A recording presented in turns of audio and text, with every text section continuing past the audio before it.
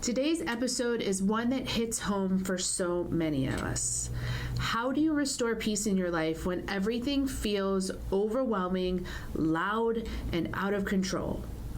We'll talk about how to restore peace, not just in a perfect, unrealistic way, but in a real, practical, sustainable way.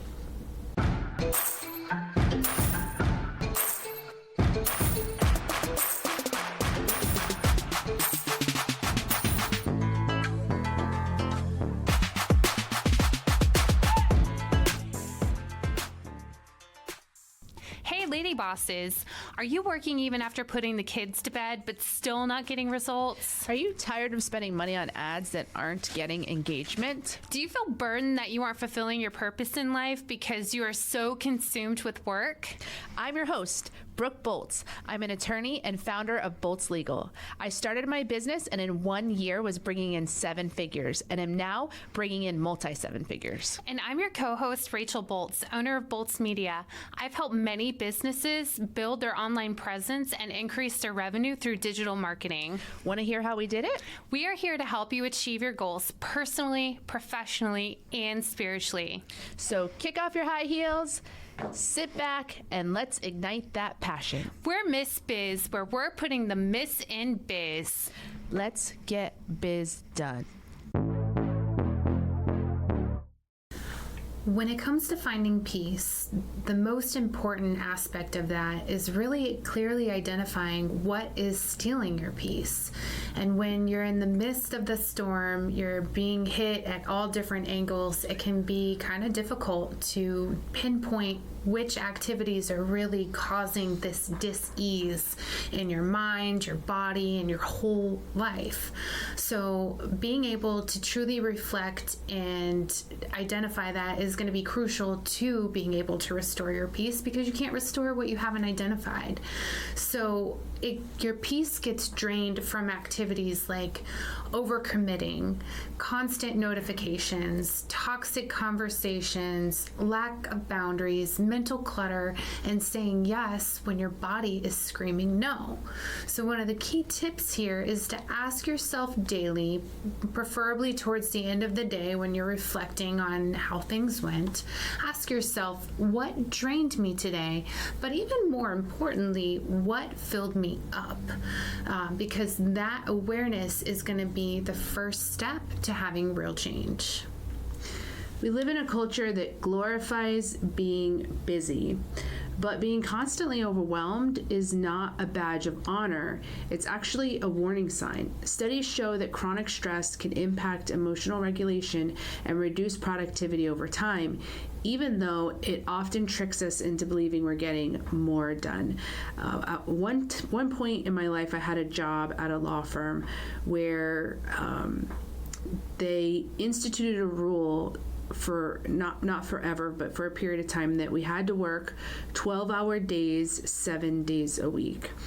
And I lived 45 minutes away from that job, so it was actually a 13-and-a-half-hour day. Mm-hmm. And so if you get there, just to give some context, if you get there at 8:30 in the morning, that means you're leaving at 8:30 at night and getting home at 9:15 at night. So there's no time for anything. Nothing, literally nothing. And that's 7 days a week, Saturday and Sunday included.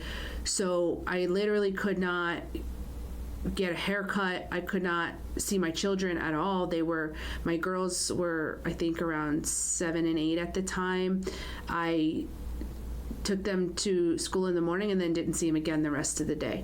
And it was really draining, but getting to the point is that after about day 8 of working 12-hour days, 7 days a week, I just remember sitting in my office staring at my computer and could not concentrate at all. Like, I could not focus on anything. My mind was just mush. Mm-hmm. And so there comes a point in time where the law of diminishing returns kicks in, and that's that there is such thing as too much. You get where you work too much to where your productivity now is suffering and it's going down because we aren't designed to work that many consistent hours. Yeah, that's a great point. So you really have to be able to reframe that in your mind, that busy does not mean productive, and exhaustion does not mean that you're being successful. Peace begins where permission begins. Permission to slow down, simplify, and breathe again. So we have the identification as step 1. Step 2 we just went over. Step 3 is going to be your mental environment. So often we talk about spring cleaning and cleaning our homes, but really rarely do we ever talk about clearing our minds. This is really important. Mental clutter sounds like unfinished tasks that are just looping over and over in your mind, old conversations that you keep replaying, worrying about things that you cannot control, overthinking decisions that don't need to be overthought. So this is for all you overthinkers out there. It can really, really be draining and drain your entire piece. So what you want to do is you want to try this simple reset. Write everything down in your mind, and this really works. We used to call it brain dumping, where you write everything down in your mind, you circle what you can control and cross out what you can't control.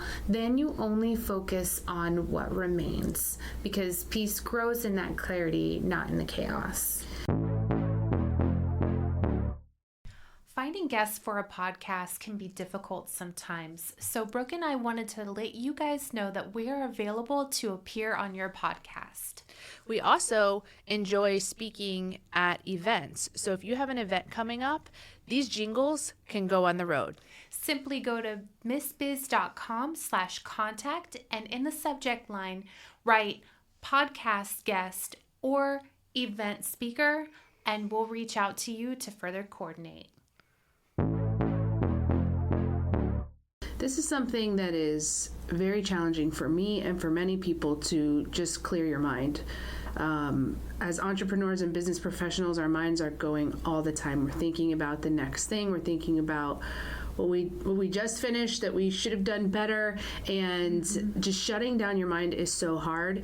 I have a friend who says that she listens to Tibetan bells, and that helps her to shut down her mind. So maybe there's something like that for you, some type of music or some type of exercise that helps to shut down your mind. But I think for each of us, it's important to find that thing, and writing things down, the journaling is one of those ways. Other times, something that I've tried is just to turn those thoughts into a prayer. So rather than just allowing my mind to think them in silence, I start saying them out loud intentionally to God as the thoughts come, and I'm talking to Him about whatever my mind is thinking about, as opposed to just letting them run around in my brain.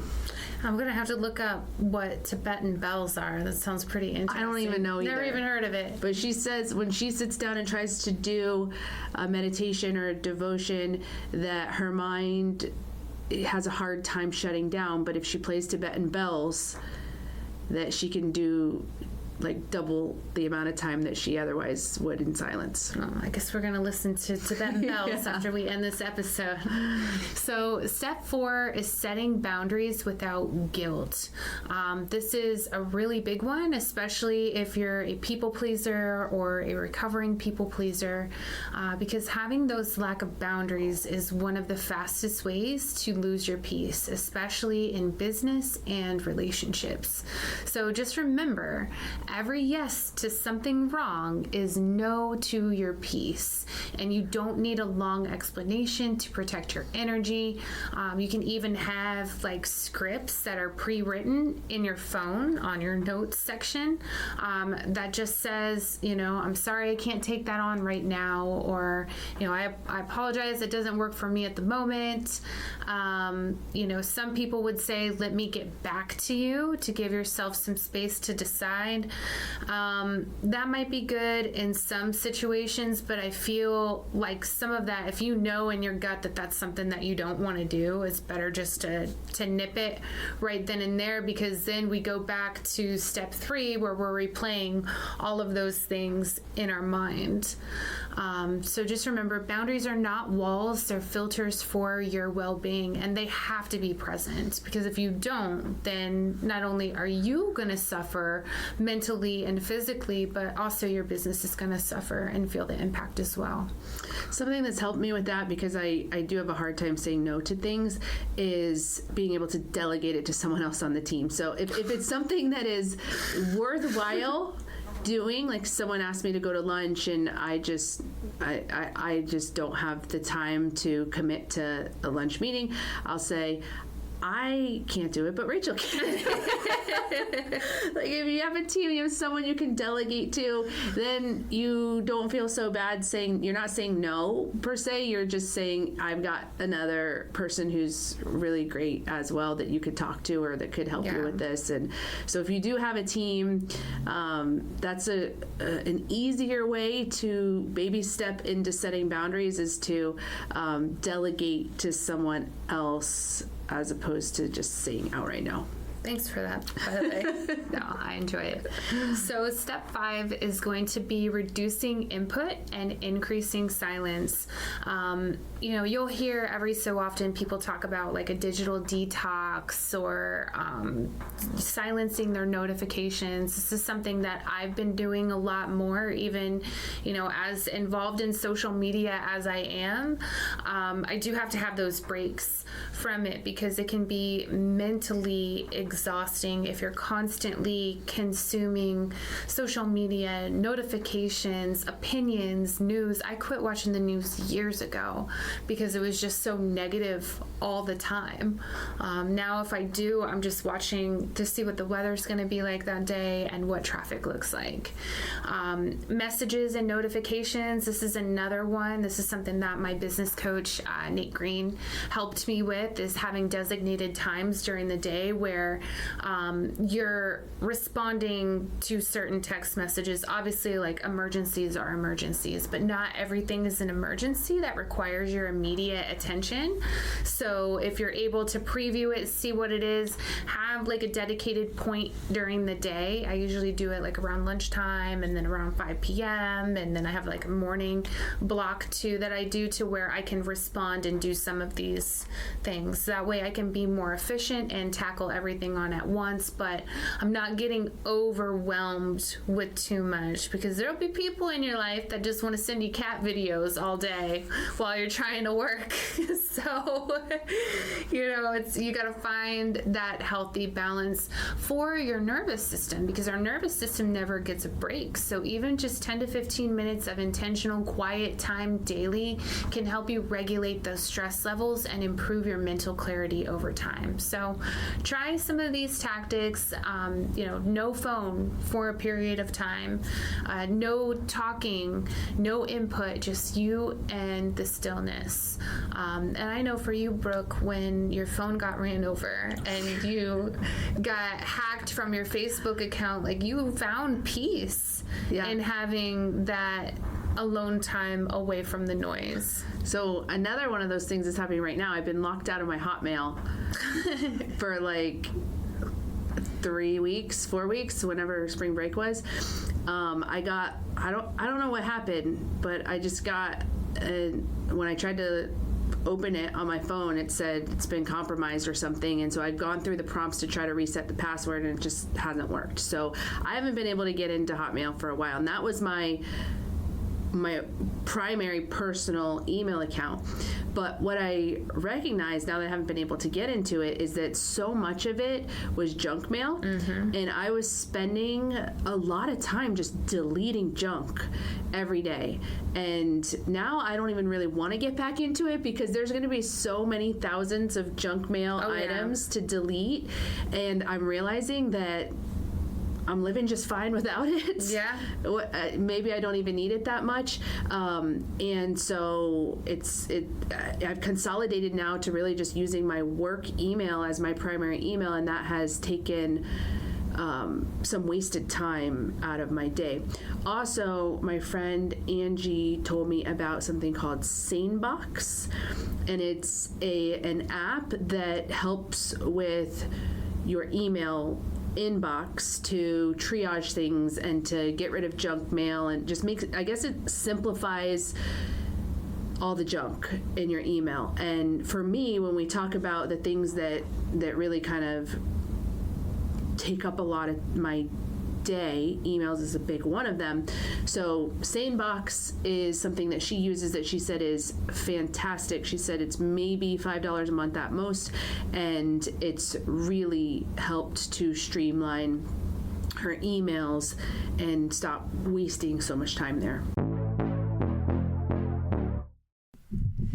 Do you love the Miss Biz podcast? Because we love you. Here's 3 things you can do to show your support. 1. Write us a review. Apple, Spotify, and Google My Business are the best platforms to write a review.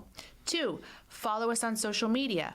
Our handle is @MissBizPodcast. 3. Join our Facebook group, Miss Biz Nation, for exclusive content and behind-the-scenes footage. Also, ask questions related to your business and discuss topics from our episodes. Yeah, no, that's really, really important. Every few weeks, my personal email I have to go through, and there was literally, I think within a 3-week time period, there were 400 or 500 emails. Oh, for sure. I mean, just taking up all that space. And I'm a person that unsubscribes from things. I will take the 2 extra seconds to go and remove my email address from a mailing list, but they're constantly selling your information to people. So, as soon as you unregister from one, then you're getting put on 3 or 4 others at least. So, that is really, really important to have those moments of silence. I know you spoke previously about John, who said he spends an hour a day with God, just soaking.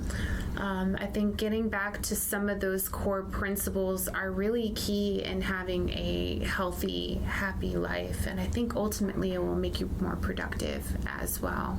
It may seem uncomfortable at first, but that's often a sign that you need it the most. Right. And even if you just start with 10 to 15 minutes of intentional quiet time a day, you got to start somewhere, but you have to make it a priority. It shouldn't be the thing that if you have time for, you get around to that quiet time. It really needs to be the first thing that gets blocked on your schedule, not the last thing. Yep. Time blocking, man, it's a game changer. So step 6 is do one thing that feels like you again. This is something that I've had to learn to get back into. A lot of times when life gets heavy, we stop doing the things that make us feel like ourselves. After my aunt died, I had a really difficult time adjusting to that, and I kind of just inundated myself with work so that I wouldn't have to think or process the feelings. And although it really benefited my business very well, it just drained me, and it kind of sucked the joy out of life for a while. So being able to do those things that can make you feel like yourself again is often going to help restore your peace, because we can restore our peace through identity reconnection. So ask yourself, what makes me feel grounded?